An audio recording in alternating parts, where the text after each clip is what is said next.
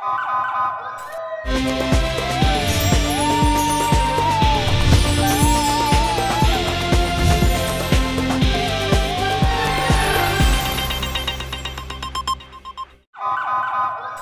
पहले नजर डालते हैं अब तक की बुलेटिन की।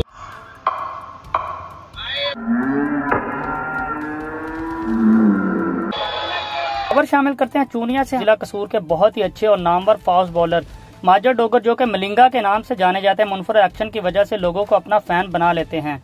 आज एक सनसनीखेज मुकाबले के दौरान फास्ट बॉलर माजिद अली डोगर ने अपनी जादुई बॉलिंग से बैट्समैन के हवास उड़ा दिए। अपनी जादुई बॉलिंग से बैट्समैन का बैट तोड़ डाला। माजिद डोगर हमारे कसूर का एक सरमाया है। ऐसे बॉलर को आगे चांस मिलना चाहिए ताकि वो अपनी जादुई बॉलिंग से अपने इलाके और पाकिस्तान का नाम रोशन कर सकें।